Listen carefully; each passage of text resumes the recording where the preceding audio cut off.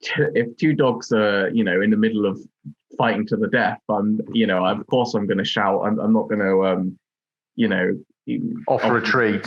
Yes. The Pet Health and Happiness podcast from Bella+Duke, keeping you at the cutting edge of pet nutrition, behaviour and health with expert interviews, mythbusters and more to ensure your pet lives a long, happy, healthy life. We are talking about how to super train your dog with Nick and a natural approach to training.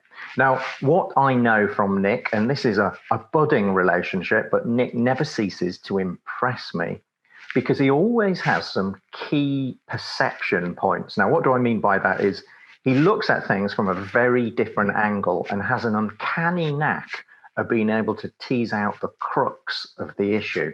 So every time I've spoken to Nick or with Nick or listened to him, he's always shared something where I've gone, oh, wow, I wish I'd have thought of that earlier. But no, of course, he's already thought of it. So listen up. Nick's going to share with us some insights. Nick, Olympics month. It feels kind of exciting, really, to be talking about Olympics when we've all been in lockdown for such a long period, doesn't it? Yeah, I guess I haven't even had a chance to think about the Olympics because I've been obsessed with the Euros. Yeah. Oh.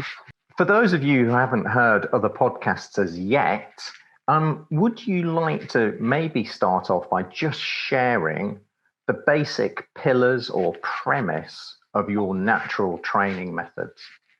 Sure. Well,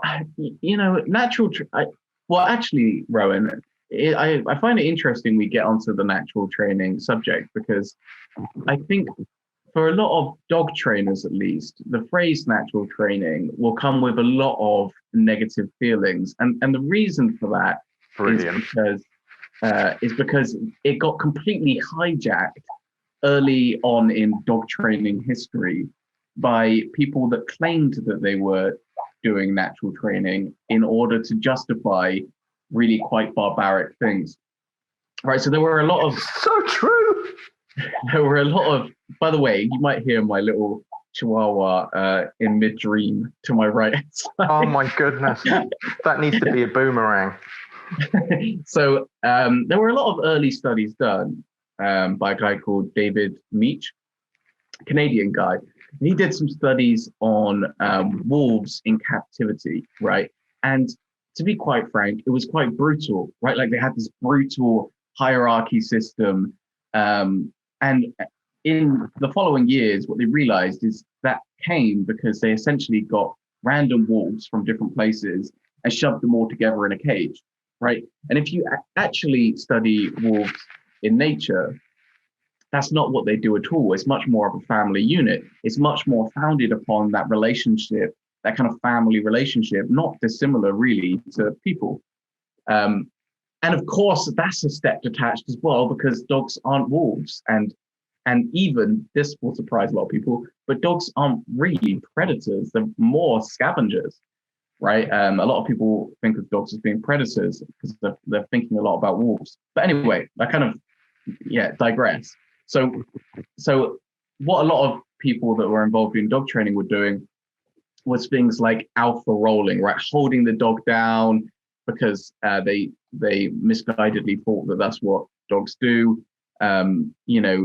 Using things like prong collars to try and stimulate like the sensation of being bitten.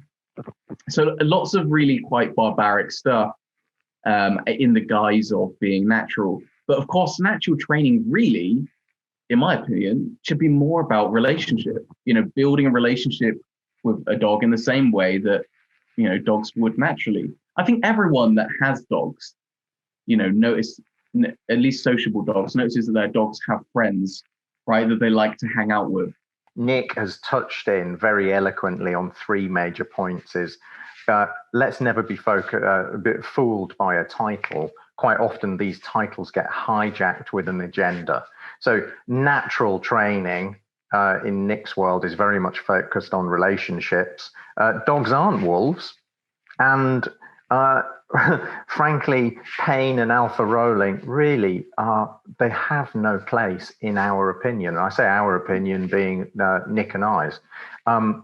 It makes me smile, Nick, to hear you talk about this. Why? Because we always differentiate at Bella+Duke between dog owners and dog lovers. And there are people who just have dogs, and that's great. And there are people who really, really love dogs and have this incredible relationship with them. And the idea of holding down my dog to teach her a lesson, she's so sensitive. I mean, yesterday she sneakily ate some bread which was found on the beach. And obviously I'm trying to look after her health. And I was like, Kismet, you know that's not good for you, stop it. And she looked so frightened, like she'd let me down. And people would be going, oh, you can't be too sensitive, it's just a dog. No, it's not. It's a little soul wrapped up like a teddy bear that follows you around and just wants to love you and be part of your tribe. That's my opinion. What a lovely way of saying that. And, you know, a lot of people will hear us talking about this and think that, you know, we are totally permissive, right? So this is a misconception about more of a modern training approach that you're totally permissive. You let the dog get away with anything, right? I mean, you wouldn't dare to use any form of punishment, and that's not true. I just have in my own kind of sense of morality with dogs is, you know, I don't believe in using pain to train dogs. I don't believe that we should use fear to train dogs. I don't think that we should scare dogs into doing the right thing. So in terms of what options that leaves for, you know, guiding our dogs, in terms of punishment, probably the most frequent punishment that I tend to use with dogs is things like timeouts, right? Which is kind of the dog equivalent of the naughty step, or you know, putting your dog back on lead. Yeah. Right. So a lot of people don't see these things as, you know, they don't even think about these things, but these are actually can be really very effective punishments. And in the dog training world, a punishment is anything that makes a behavior happen less frequently.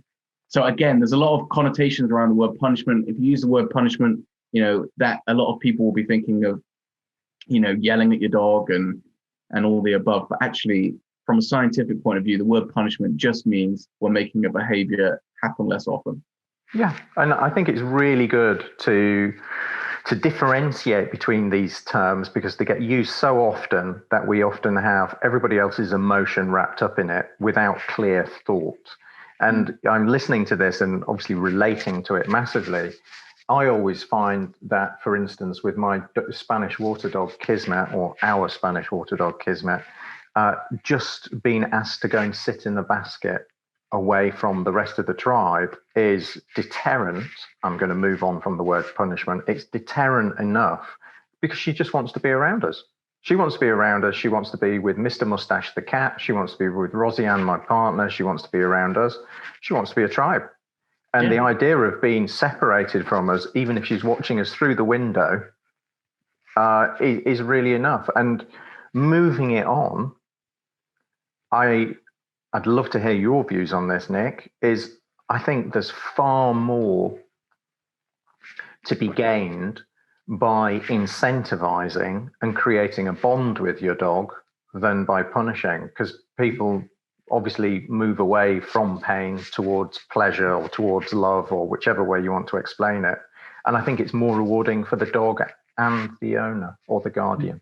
Yeah, I have a feeling maybe we spoke about this before, Rowan, but I actually think that, you know, the large majority of the time you can resolve behavioral issues using differential reinforcement, right? That is very simply rewarding the thing you want the dog to do instead, right? So, you know, if you have a dog that pulls on the lead, you're rewarding them for being at your side. If you have a dog that jumps up when they meet people, you're rewarding them for sitting when they greet people instead, right? So just, you know, thinking about the problem that you have, thinking about, well, what do I want my dog to do instead? And then setting up the situation so that they do that, or being patient enough to wait for them to do it and rewarding that instead.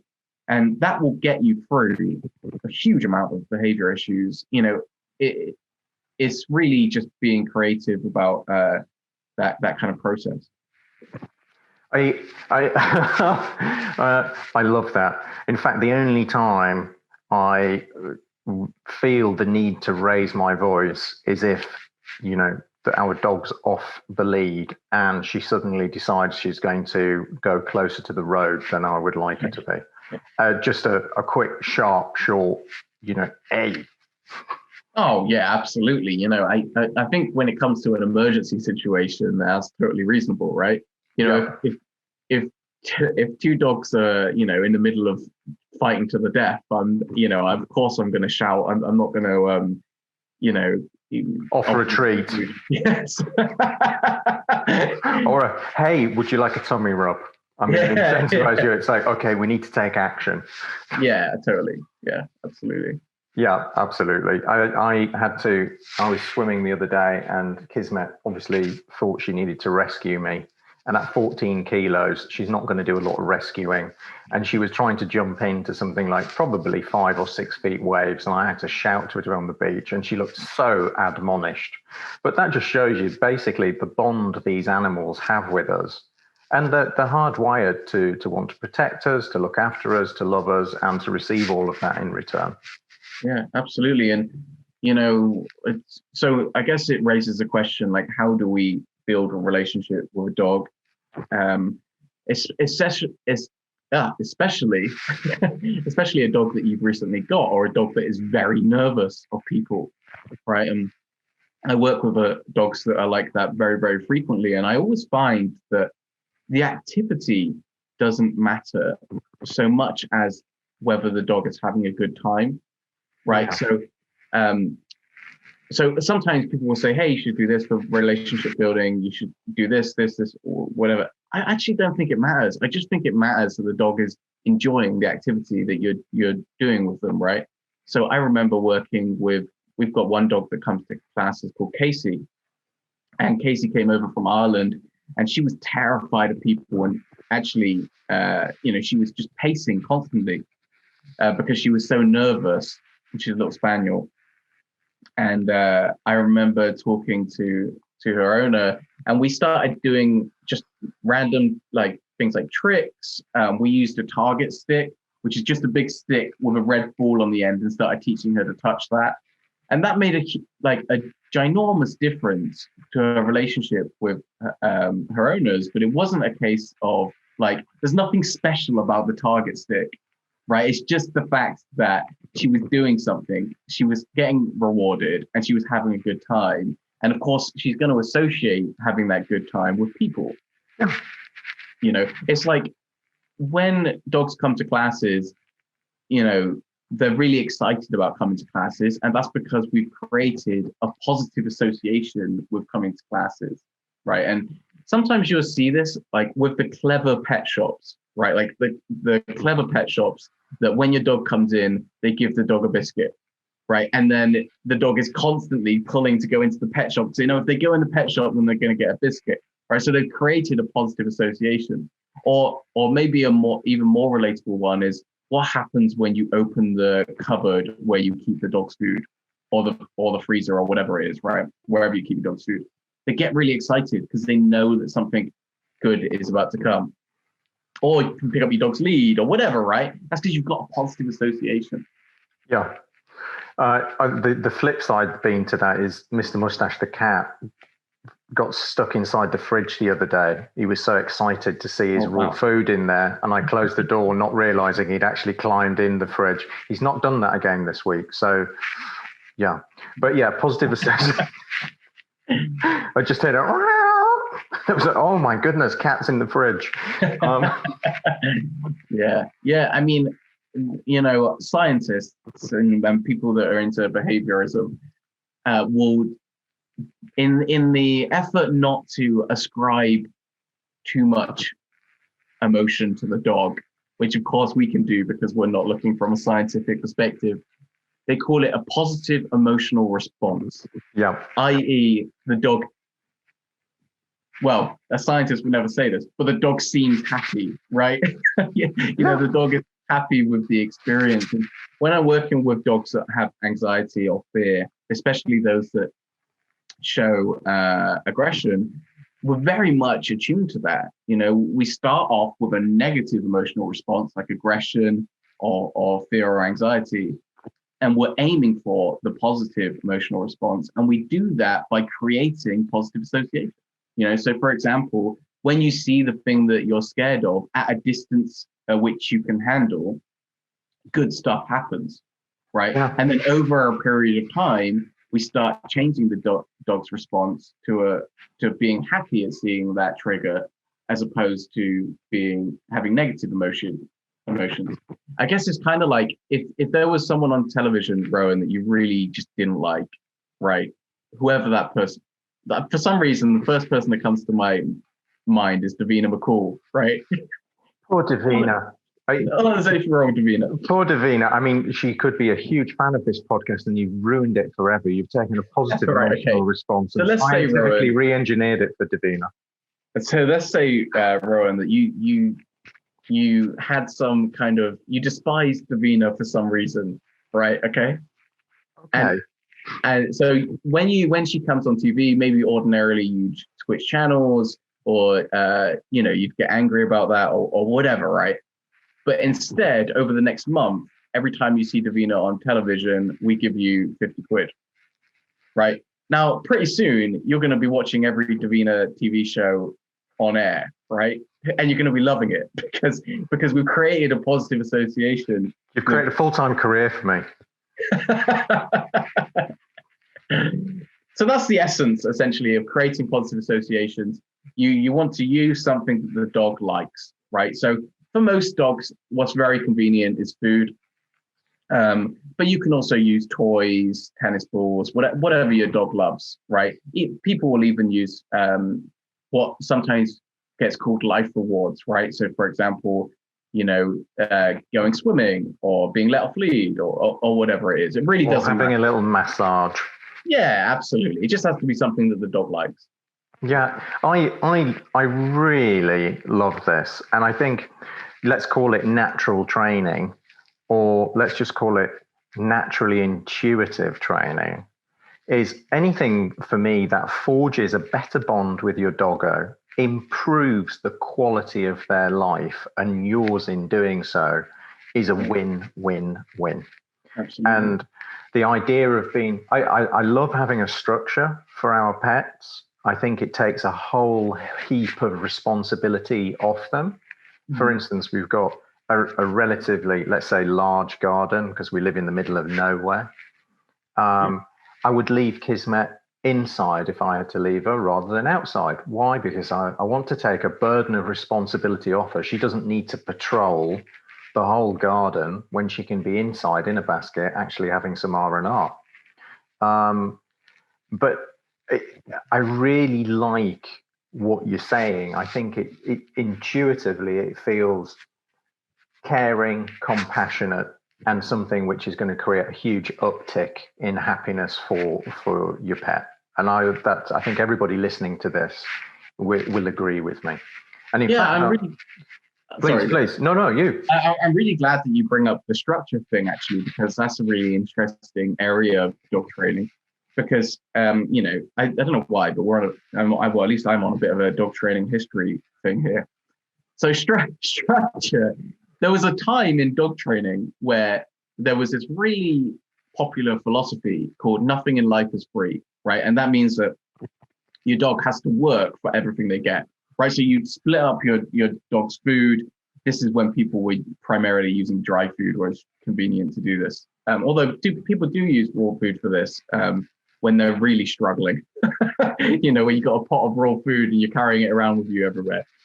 So the idea being that throughout the day, the dog had to earn all of the food that they got, right? So, whether that was through lead walking, sitting, going on their bed, whatever, right? You would ask them to do things and they would have to earn their food.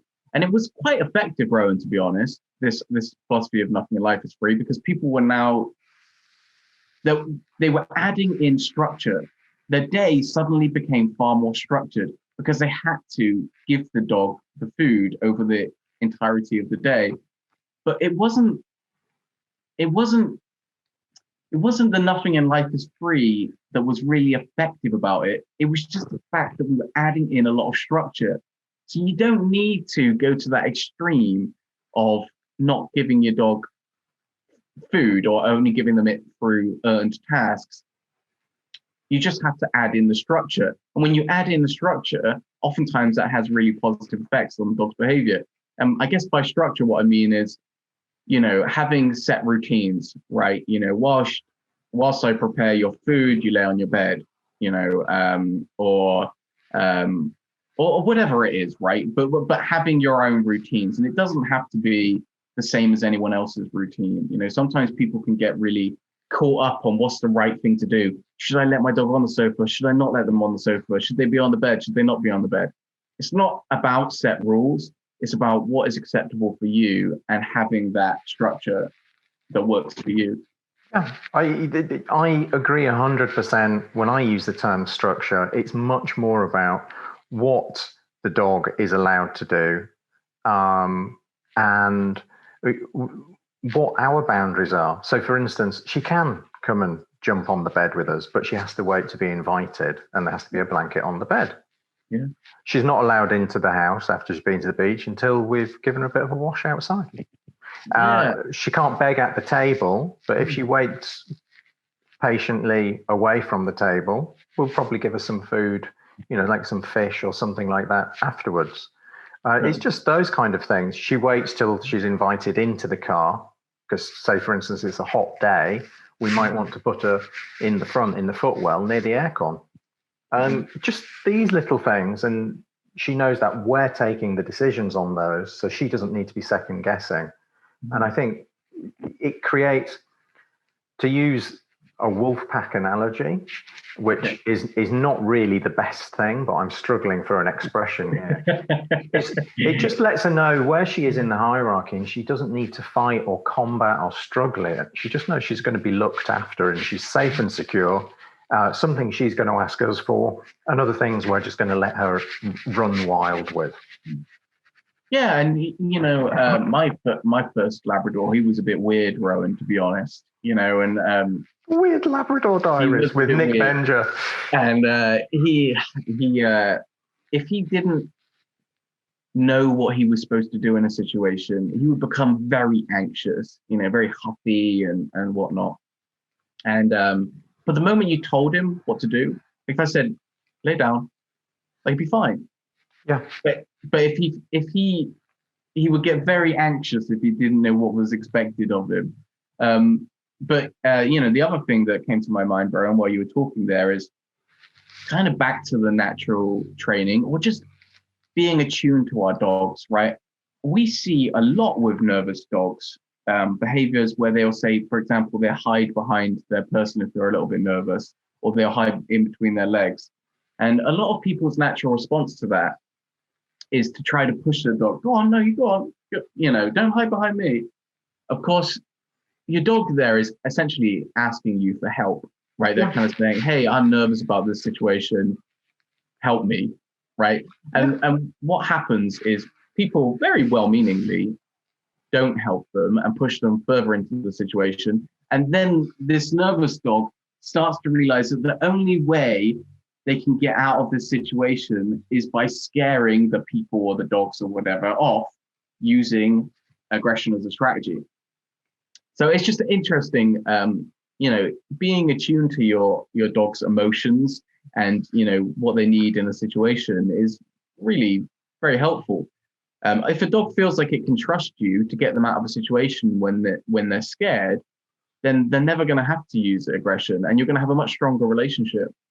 Oh, this is beautiful. Gavel down. This is Nick Benger at his finest. Ladies, gentlemen, pets, kids, parrots, anything. Please listen up. I 100% endorse what Nick's saying here. I think fear and the fear response are really a last resort. And what we want to do is avoid hardwiring that as a default setting in our pets. When they look to you for help and reassurance, we're effectively their guardians. Although I do often look at many people and realize, understandably, that their pets are looking after them as much as we look after them.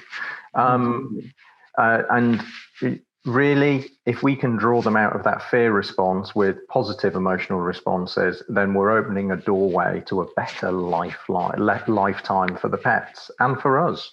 You know, you see people getting stressed with their pets because the pets are stressed. And quite often their pets are stressed because they've run out of emotional cards to play, and they don't know any better.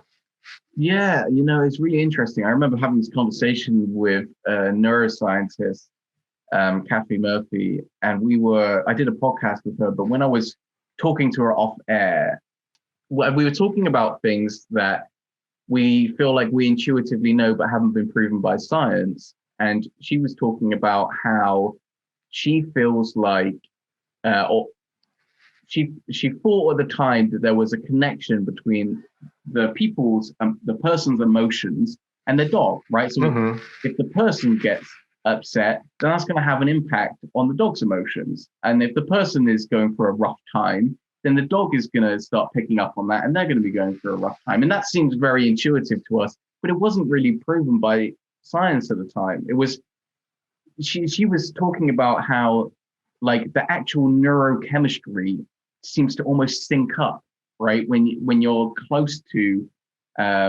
each other, right? Among people as well, obviously there's that saying, isn't there, that you're the average of the people that you hang out with.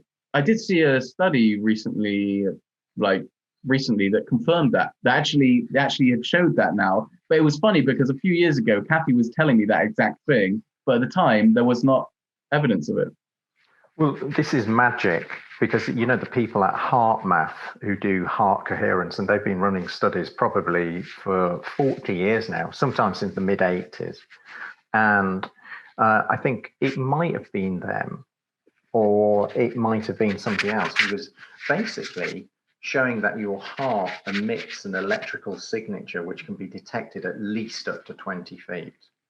Now, whether you're in fight or flight, sympathetic nervous dominance, or whether you're in parasympathetic. Now, given our dogs are so attuned to us, and they have as much as 10,000 times greater sense of smell, and our hormones have a smell, and they're feeling these electrical fields, of course, for me, it's a no-brainer. And of course, we've learned, and they've shown this in apes a lot, they have mirror neurons. So we empathize with other people. So if you're really upset, and then I start to feel really upset, you see a movie and somebody's crying in the movie, why is it you would cry at home? Unless, we've got any narcissists and sociopaths listening to this who would kind of enjoy that. But I think, of course, we've evolved as a tribe, as a society. We're stronger together. We're going to pick up on each other's emotions, and science is just catching up with what we often feel intuitively, as you rightly say. Yeah, no, it's just, yes, it's so interesting. And I mean, I do see that with clients, and when you do see that there is that impact, it's very difficult, to, as a dog trainer, obviously you don't want to overstep your bounds, do you? You help so much as you help as much as you can with a dog's behavior issues, but sometimes if someone's going for a rough time, I guess sometimes almost the best thing you can do is take care of yourself first, can't you? My expertise on neuroscience are extremely limited. Oh, Nick, sorry, you're doing it every day. And for those of you who want to get in contact with Mr. Nick Benger, trainer extraordinaire, Hound Plus are doing an incredible job. I think there's probably a waiting list, but Nick, where can people find you? Yeah, sure. So if you are anywhere near Bristol, you're more than welcome to come along to our classes. You can find our website at houndplus.com. So that's HOUNDPLUS.com. Fabulous. Nick, I feel like we've almost stopped mid-flow and we're about to open another portal into another universe, as we often do. So I'm really looking forward to another episode with you. And I'd just like to extend gratitude from myself and from everyone listening. You always bring a really grounded and insightful perspective. So thanks for your time, and thank you for being you and inspiring everybody to live better lives with their pets. I appreciate you having me on, Rowan. Thank you.